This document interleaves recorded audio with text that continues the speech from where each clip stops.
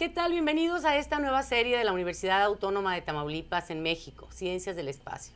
En el programa anterior dimos inicio y presentamos a ustedes a quien estará con nosotros durante la serie, el doctor Ramiro Iglesias Leal, experto en temas del espacio.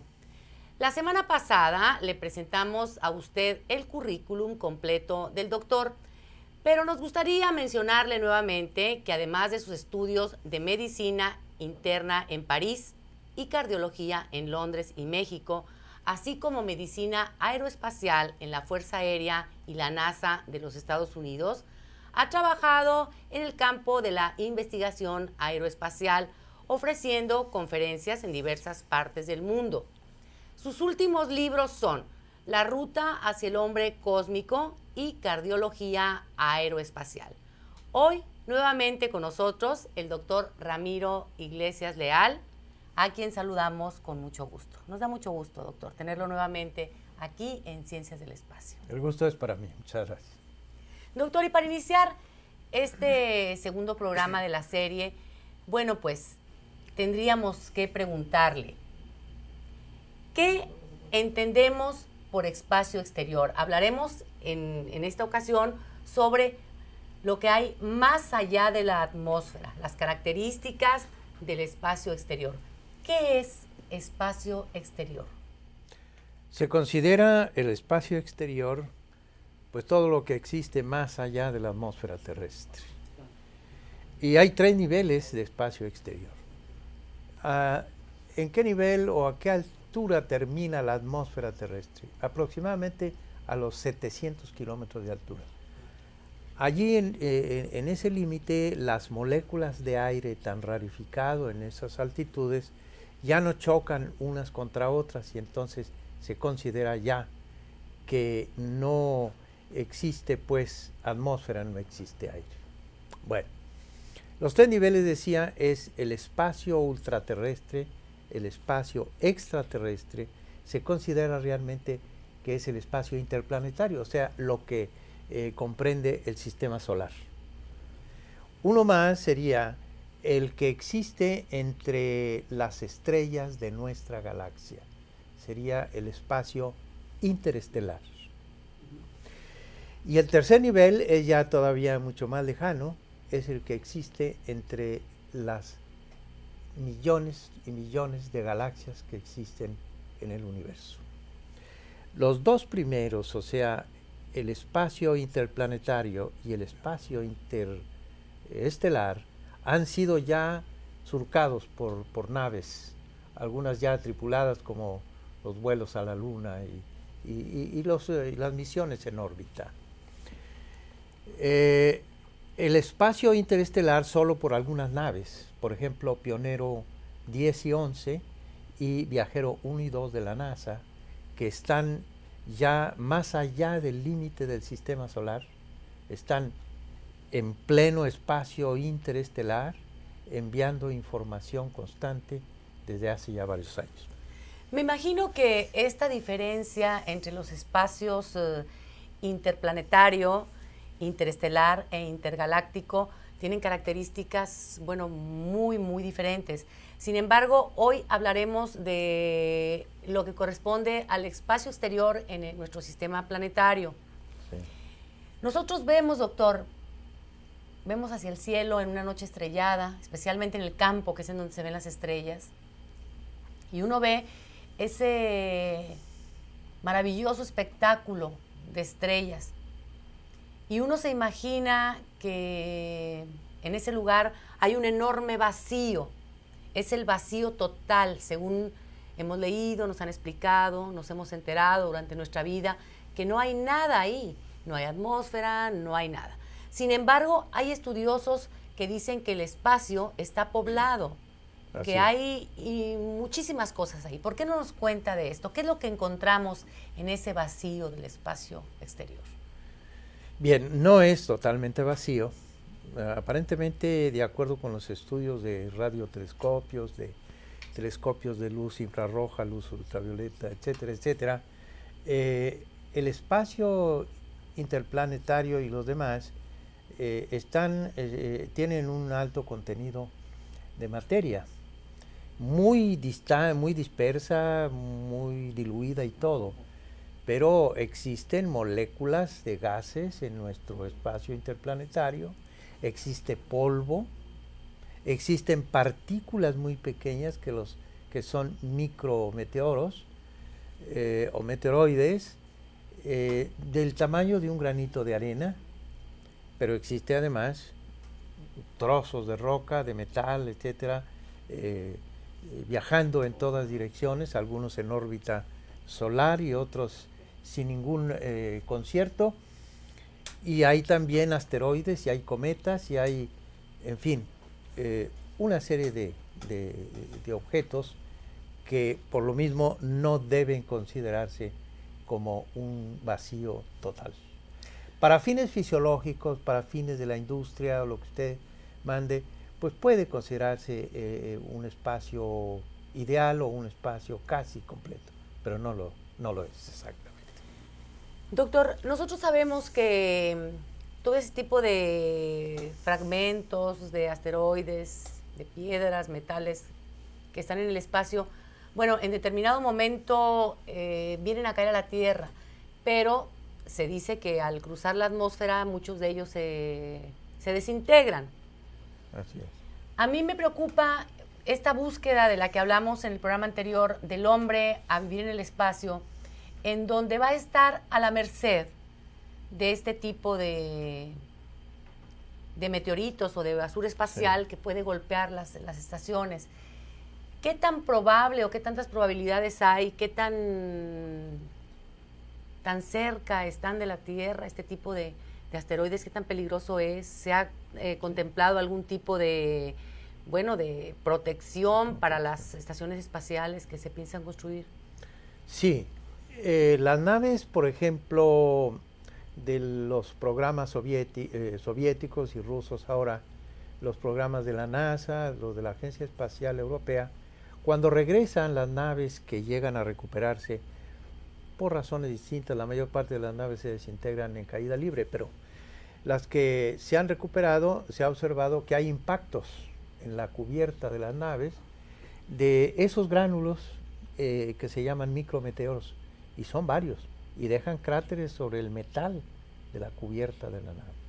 Pero esa capa, esa pared de las naves está construida de tal manera que resistan el impacto de micrometeoros. Pero si el meteoroide, como se dice en astronomía, es un poco mayor, de medio kilogramo, de 1 kilogramo, es capaz de destruir una estación espacial o una nave espacial. Nada más que la probabilidad de encontrar un objeto de ese tamaño es infinitamente raro. O sea que las probabilidades son casi nulas en muchos años para que pudiera haber un impacto de esa naturaleza. ¿Sería una probabilidad como la de, un volcán, una situación provocada por un volcán en la Tierra? Probablemente, pero de ser así, un objeto de 1 kilogramo o más, sencillamente destruiría sin más cualquier nave, o incluso una ciudad espacial de las que hablaremos posteriormente. Estamos hablando del vacío en el espacio, doctor. Sin embargo, hemos escuchado hablar de viento solar, tormenta solar. ¿Cómo es posible que en el sol haya viento? Si estamos en un lugar sin atmósfera. Así es. Hemos dicho que el espacio interplanetario está repleto de materia,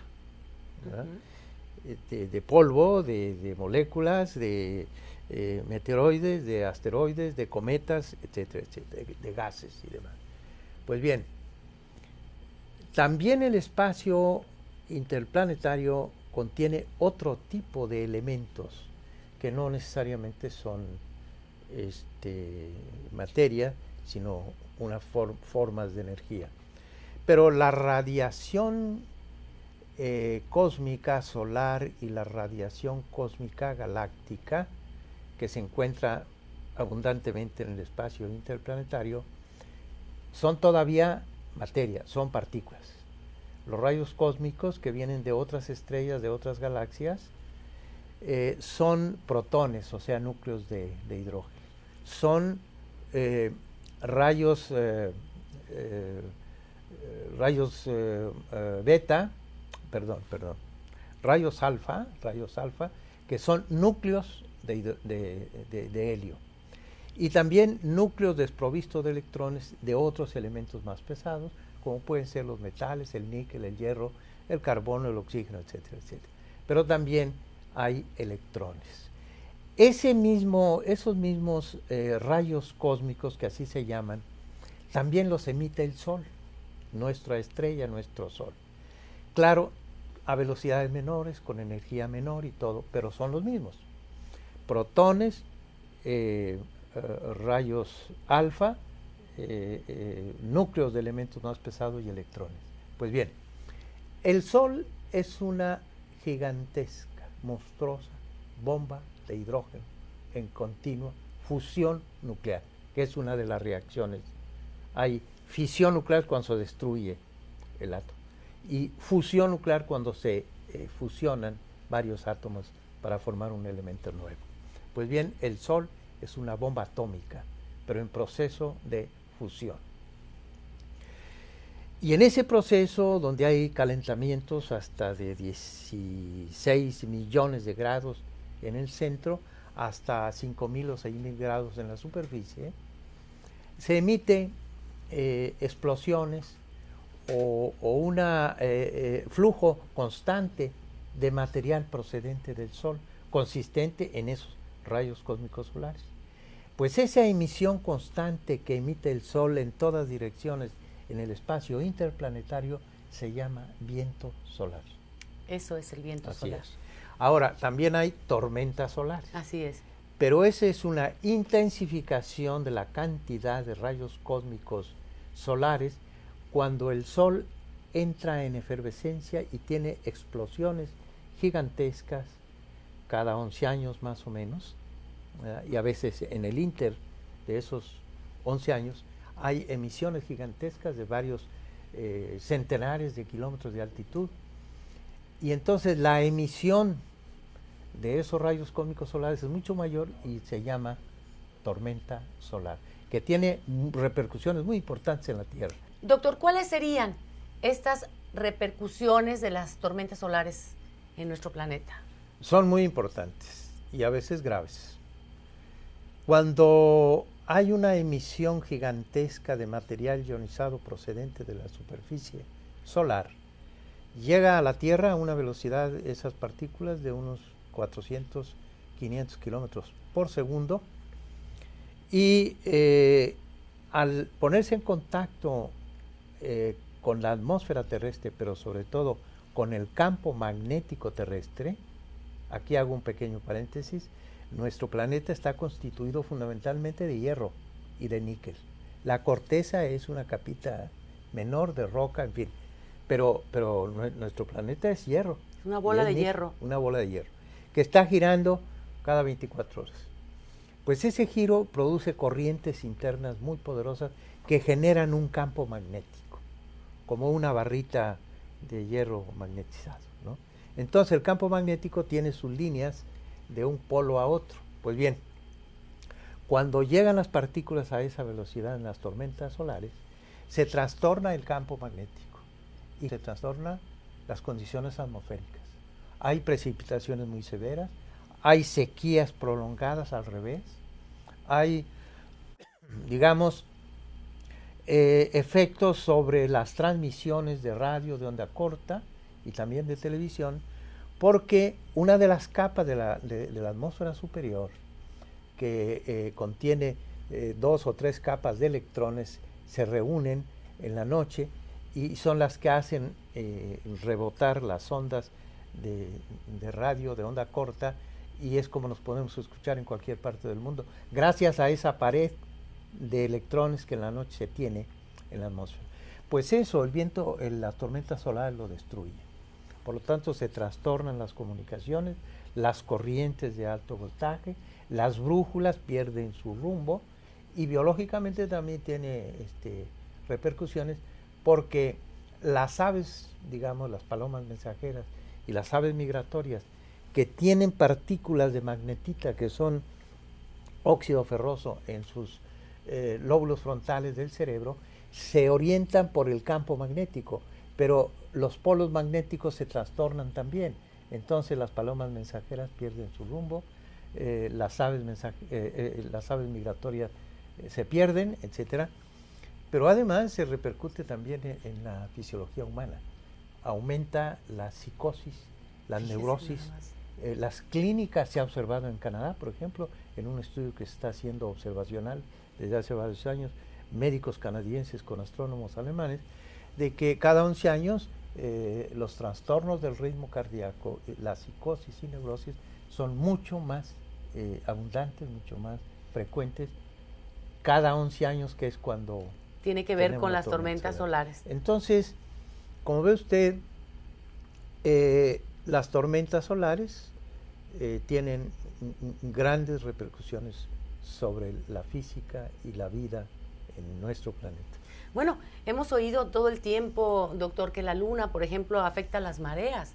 Me imagino que si esto sucede con la luna, que refleja el sol solamente, pues ya me imagino lo que significa estas tormentas solares en un cuerpo celeste mucho más grande. Acaba usted de tocar otro elemento, pero que es una fuerza, la fuerza gravitacional que existe en el espacio interplanetario y los demás. Sí, todo cuerpo físico tiene un poder de atracción, de acuerdo con su masa. Ok. De acuerdo con no vamos a mencionar exactamente las leyes de gravedad y las leyes de atracción gravitacional de Newton. Pues la luna, que está cerca de nosotros, es un cuerpo macizo y por lo tanto también ejerce atracción. Y cuando la luna enfrenta los lugares de grandes lagos y sobre todo los océanos, levanta las aguas de los océanos cuando va pasando encima, pues medio metro o quizás un poco más. Pero cuando circunstancialmente se alinea el Sol y la Luna, el poder de atracción se suma, el de la Luna y el del Sol, y entonces vienen las mareas altas, que son de 1 metro o más. Todo está estrechamente relacionado, aunque parezca que estamos tan distantes del Sol, tan distantes de la Luna. ¿Cómo es posible que tengamos este tipo de reacciones generadas por estos cuerpos celestes que parecen inalcanzables? Estamos viendo ya en la ciencia que algunos sabios de la antigüedad que atribuían efectos a los astros, pues sí, científicamente se está viendo que hay algún tipo de efectos. Claro, diferentes a los que supusieron en otros tiempos, pero la ciencia, por supuesto, está demostrando que hay una interacción estrecha, no solamente con la Luna y el Sol, sino muy probablemente con otros cuerpos celestes más distantes. Fíjese nada más, qué interesante, doctor. Y bueno, además de todo esto que nos comenta que existe en el espacio exterior, todas las características que tiene, hay otras que usted nos había mencionado fuera de cámara y que nos parece también importante pues escuchar su comentario, que son las radiaciones. Todo esto que tiene que ver con la luz visible y todos los tipos de luz y los rayos gamma, esas cosas que a veces, bueno, no a veces, sino si no tuviéramos la atmósfera terrestre, serían sumamente dañinos. Exacto. El Sol también produce lo que se llama radiación electromagnética, que no es materia, es una forma de la energía. ¿Cuál es ese espectro electromagnético? Bueno, pues es la luz visible.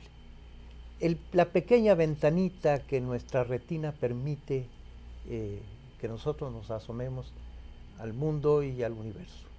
Pero es estrecho, es muy pequeño. O sea, lo que nosotros vemos es como una rendija es apenas. muy poco. Es muy poco. Respecto a lo que pudiésemos ver. Formalmente, si hubiera un médico espacial que calificara a astronautas que van a viajar al espacio intergaláctico o interestelar, diría formalmente ciegos.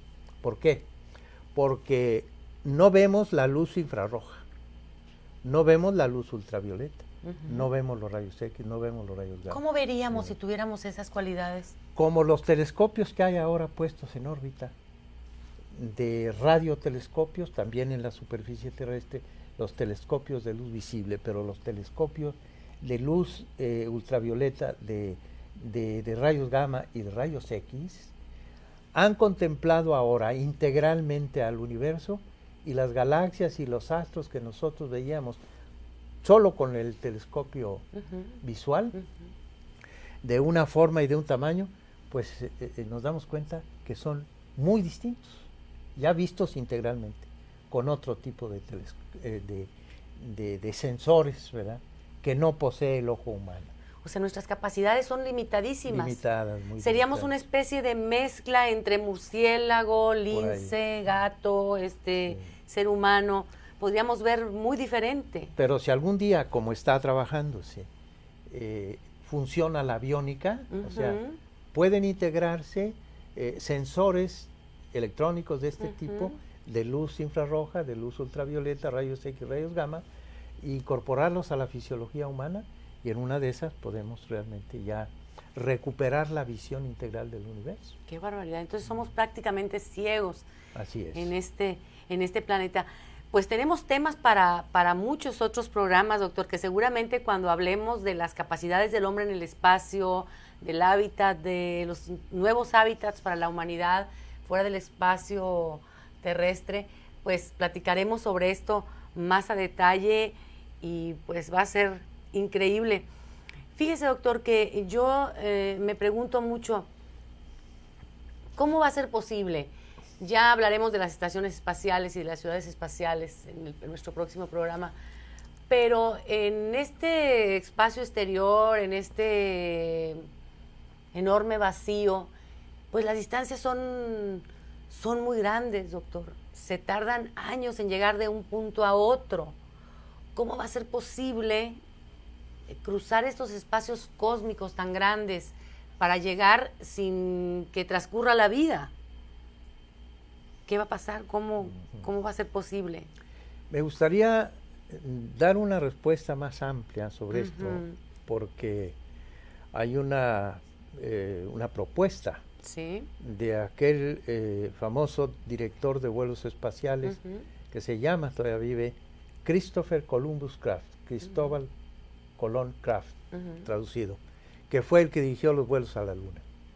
Y tiene una propuesta para vencer esa dificultad que tenemos, porque no se puede superar la velocidad de la luz, al menos con la tecnología prevista.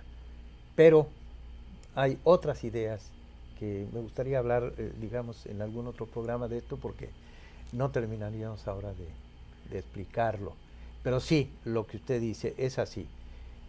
Tenemos una gran limitante para viajar al espacio interestelar, y ya no digamos al espacio intergaláctico. No vamos más allá de la velocidad de la luz, 300.000 kilómetros por segundo. Pero para llegar a la estrella más próxima tenemos que viajar a la velocidad de la luz más de 4 años. Imagínese nada más. Pero ya hay estudios al respecto, ya hay alguna forma de, ¿cómo podríamos decirlo? Combustible que pudiera, no sé, algún elemento. No, hay teorías, hay ideas, hay propósitos, hay planes o proyectos, pero todavía no se cuenta con eso. Es más, ni siquiera hemos podido vencer la primera velocidad cósmica o la segunda velocidad cósmica, que es de 40.000 kilómetros por hora, porque los combustibles de que se disponen actualmente químicos no dan para más. Entonces, estamos apenas en la edad de la carreta, digamos, o de algo así, de la antigüedad. Las velocidades cósmicas en este momento que pueden desarrollar los vehículos espaciales son muy, muy limitados todavía. ¿Estos estudios tendrían que ver con esto que conocemos como plasma? Ciertamente. ¿Sí? El plasma es el cuarto estado de la materia. Sí, es de lo que está hecho el Sol, por cierto. Y de lo que está hecho el relámpago, la parte luminosa del relámpago, es plasma. No es gas, no es sólido, no es líquido. o lo que vemos en un cortocircuito en cables de alta tensión, eso, lo que se ve, la chispa, ¿verdad? Formidable que se ve, eso se llama plasma. Esa Pues sería una posibilidad. Se está trabajando en eso y la velocidad se incrementaría notablemente. Entonces a la Luna, en lugar de 3 días que se hacen con las velocidades actuales, se haría en 3 horas, por decir algo. Y en lugar de 6 meses, cuando los planetas Tierra y Marte están más cercanos, en lugar de 6 meses, 7 meses, se harían en unos días, cuando ese combustible esté en práctica. Por cierto, un astrofísico de origen costarricense con ascendencia china, Franklin Chang Díaz, que ha estado con nosotros. Claro, lo hemos visto con usted en unas fotografías. Así es. Él está trabajando sobre eso, en la NASA y en el Instituto Tecnológico de Massachusetts. Entonces, en poco tiempo estaremos ya contemplando otro tipo de naves espaciales.